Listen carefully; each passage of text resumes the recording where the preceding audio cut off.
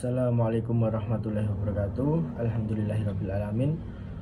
Pada kesempatan kali ini pada mata pelajaran sejarah kebudayaan Islam di Indonesia, yaitu tentang bab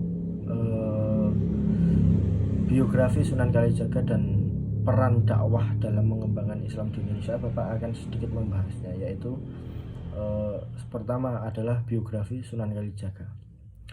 Sunan Kalijaga lahir di Tuban pada tahun 1450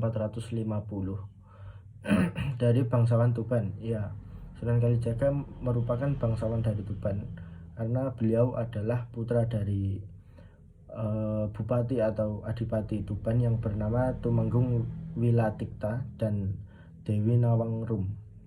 Nah, Sunan Kalijaga ini juga memiliki nama masa kecilnya, yaitu Raden Said. Di samping Raden Said, Sunan Kalijaga adalah keturunan dari bangsawan. Jadi beliau memiliki beberapa nama, yaitu salah satunya adalah Lokajaya, Syekh Malaya, Pangeran Tuban, Ki Dalang Sidabrangti, dan Raden Abdurrahman.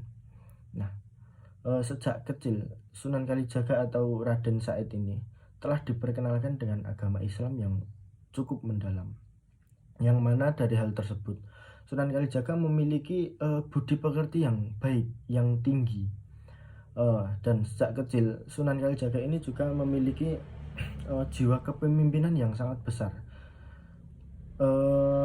Jadi jiwa-jiwa kepemimpinan ini sudah timbul sejak Sunan Kalijaga kecil.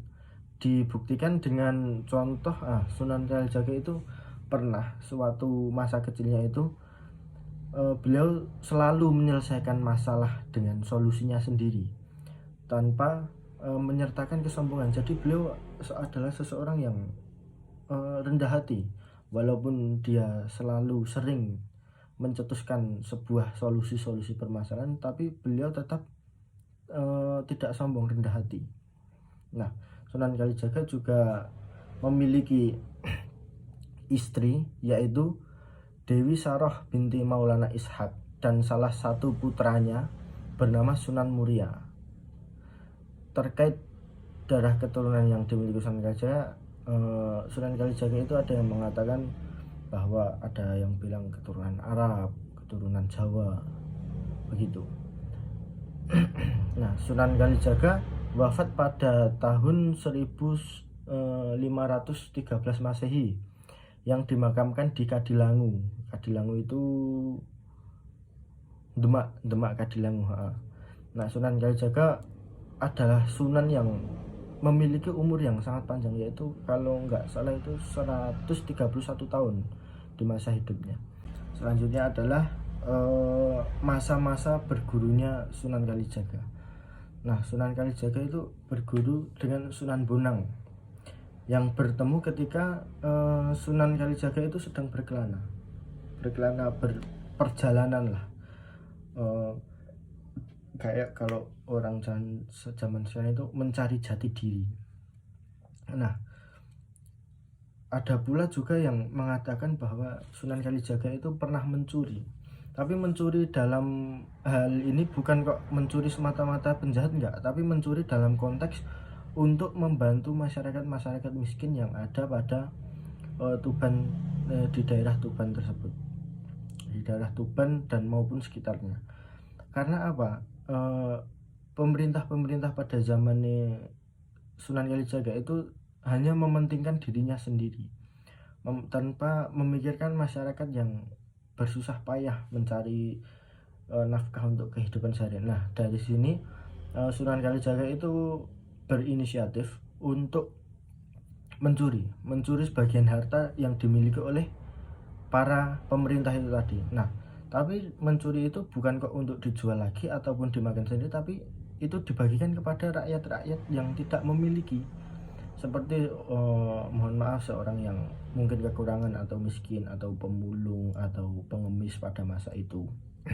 Nah, hal tersebut dilakukan Sunan Kalijaga karena beliau merasa, wah, kok gini men itu dalam artian pemerintah enak-enak sedangkan masyarakatnya itu tersiksa karena tidak memiliki uang untuk mencari makan.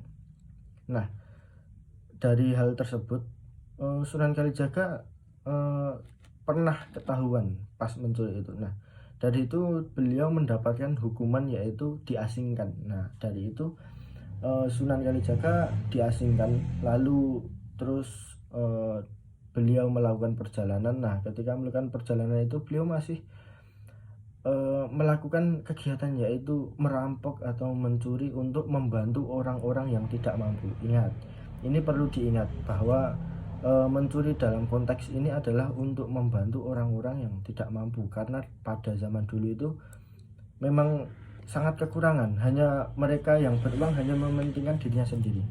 Nah, ketika itu Sunan Kalijaga bertemu dengan seseorang yaitu yang bernama Sunan Bonang. Ketika itu Sunan Kalijaga tidak mengetahui bahwa itu adalah Sunan Bonang, yang dari mana itu beliau langsung bersiap-siap untuk merampok. Tapi alangkah terkejutnya, bukan kok berhasil merampok, tapi Sunan Kalijaga itu malah dibuat kaget oleh Sunan Bonang. Karena apa?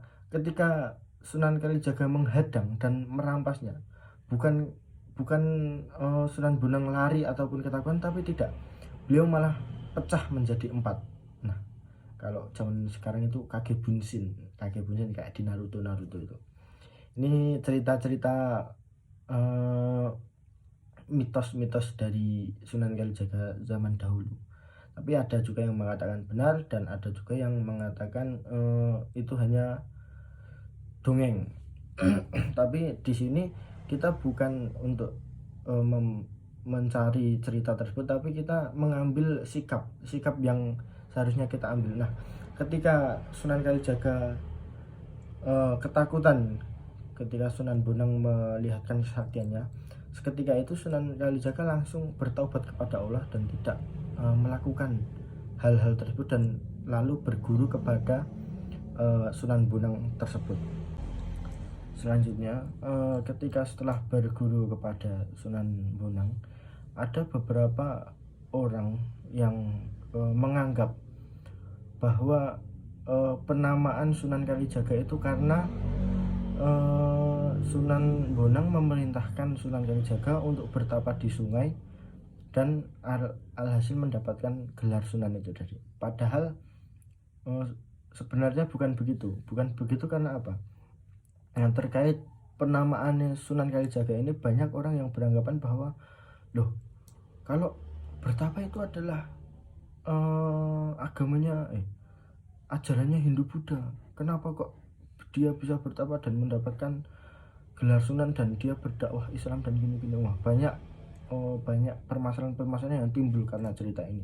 Padahal sebenarnya adalah ketika Sunan Kalijaga setelah berguru kepada Sunan Bonang, beliau melaksanakan haji dan beliau tidak pulang ke Tuban, melainkan lanjut ke Cirebon.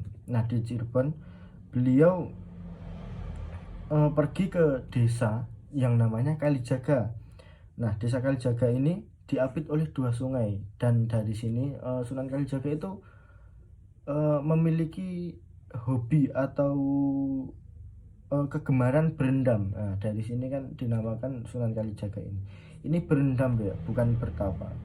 Mungkin kalau ada yang mengatakan di film itu bertapa sampai lumutan tidak sholat ya, itu sebenarnya kan ya hanya film kan, enggak cerita sebenarnya. Kalau cerita sebenarnya itu kan Sunan Kalijaga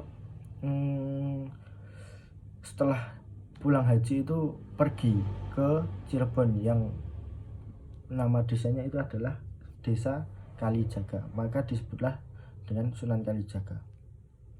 Nah, selanjutnya adalah masuk ke dalam strategi dakwah Sunan Kalijaga. Nah, ada beberapa strategi yang dilakukan Sunan Kalijaga dalam mengembangkan, mendakwahkan ajaran Islam di masyarakat Jawa. Dan salah satu yang terkenal adalah akulturasi kebudayaan Hindu Buddha dan agama Islam, yaitu Sunan Kalijaga berdakwah menggunakan wayang kulit itu tadi. Wayang kulit.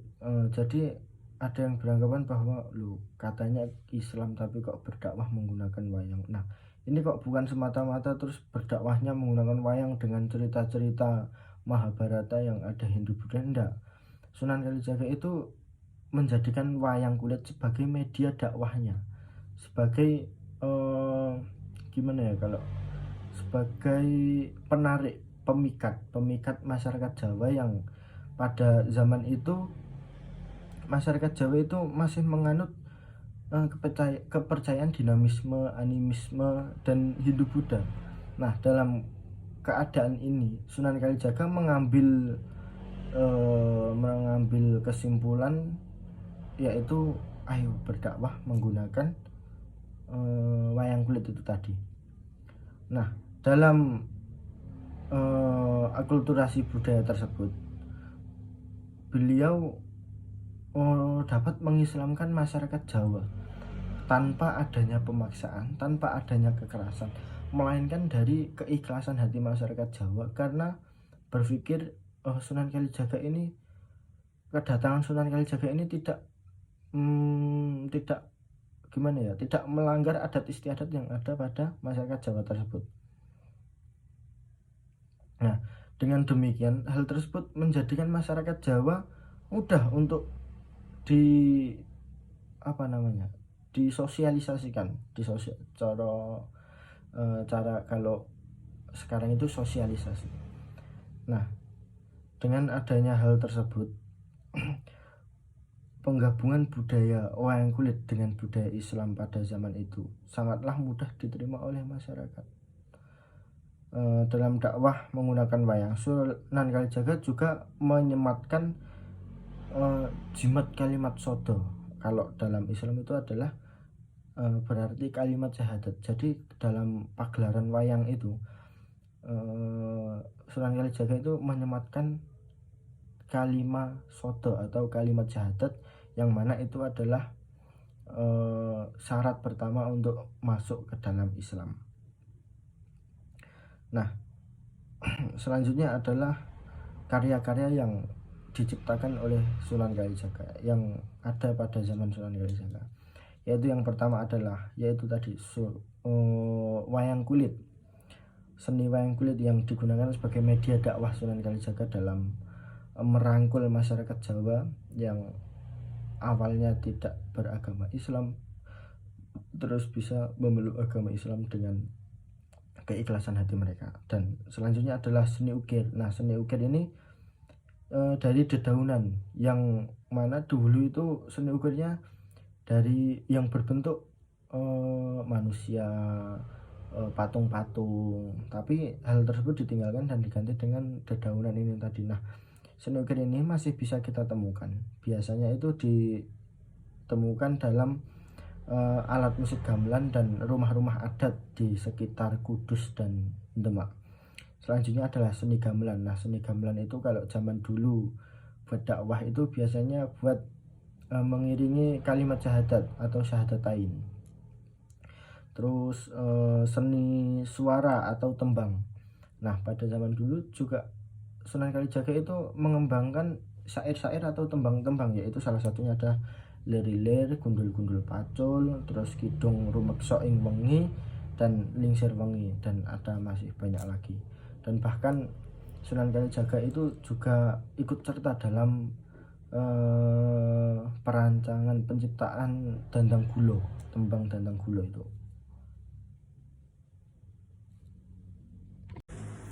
Demikian yang bisa Bapak sampaikan, kurang lebihnya Bapak mohon maaf sebesar-besarnya. Wassalamualaikum warahmatullahi wabarakatuh.